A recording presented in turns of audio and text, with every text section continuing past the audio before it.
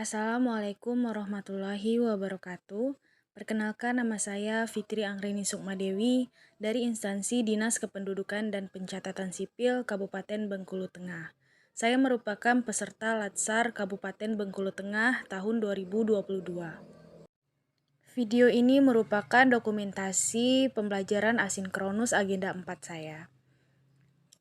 Selama kurang lebih 11 hari mengikuti latihan dasar CPNS Bengkulu Tengah tahun 2022 yang bertujuan untuk pembentukan karakter PNS dan penguatan kompetensi teknis bidang tugas, saya dan peserta latsar lainnya sudah menerima beberapa materi, yaitu sikap perilaku bela negara, nilai-nilai dasar PNS, kedudukan dan peran PNS dalam NKRI, dan hari ini, tanggal 27 September 2022, merupakan jadwal untuk melaksanakan pembelajaran mandiri atau asinkronus mengenai habituasi dan aktualisasi.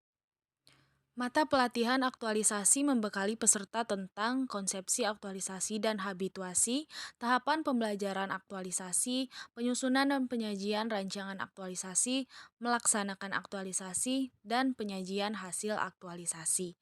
Mata pelatihan ini disajikan dengan metode penulisan kertas kerja, dengan pendekatan pembelajaran experiential learning, dan presentasi yang bersifat mandiri.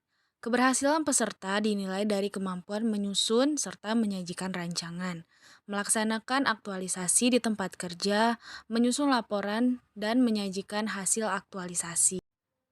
Kemudian habituasi. Habituasi secara harfiah diartikan sebagai sebuah proses pembiasaan dengan sesuatu supaya menjadi terbiasa atau terlatih untuk melakukan sesuatu yang bersifat intrinsik pada lingkungan kerjanya. Indikator keberhasilan pembelajaran agenda habituasi adalah teridentifikasinya suatu kondisi nyata yang terjadi di dalam lingkungan kerja dan secara spesifik terkait dengan tuntutan pelaksanaan tugas jabatannya sebagai suatu isu yang muncul dan harus dipecahkan. Pembelajaran aktualisasi merupakan intervensi agenda habituasi. Aktualisasi bersifat ekstrinsik. Kemampuan yang harus dikuasai peserta pada pembelajaran ini merancang aktualisasi, yaitu kualitas penetapan isu, jumlah kegiatan, kualitas rencana kegiatan, relevansi rencana kegiatan dengan aktualisasi, serta teknik komunikasi. Kemudian melaksanakan aktualisasi, yaitu kualitas pelaksanaan kegiatan, kualitas aktualisasi, dan teknik komunikasi. Pada pembelajaran agenda 4 ini, peserta Latsar ditantang untuk mengidentifikasi isu. Peserta Latsar perlu menyadari bahwa kemampuan mengidentifikasi dan menetapkan isu adalah hal pertama yang harus ditunjukkan atau sebagai pintu gerbang pertama menuju keberhasilan menyusun rancangan aktualisasi. Oleh karena itu, untuk menjaga kesamaan penyamaan persepsi tentang apa yang dimaksud dengan isu, maka selanjutnya akan diuraikan tentang pengertian isu. Isu itu sendiri merupakan subjek penting yang didiskusikan atau diperdebatkan orang-orang. Ketika berbicara tentang masalah itu, kita mengacu pada bagian yang sangat penting untuk dipertimbangkan kemudian didiskusikan. Setelah memperoleh isu apa yang akan diidentifikasi, maka selanjutnya yaitu menganalisis isu tersebut. Di sini terdapat alat bantu penetapan kriteria isu yang berkualitas.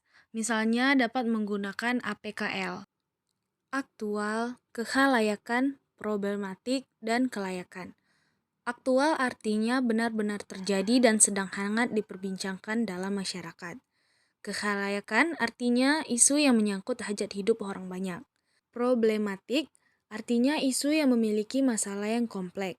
Dan kelayakan yang artinya isu yang masuk akal dan realistis serta relevan untuk dimunculkan inisiatif pemecahan masalahnya.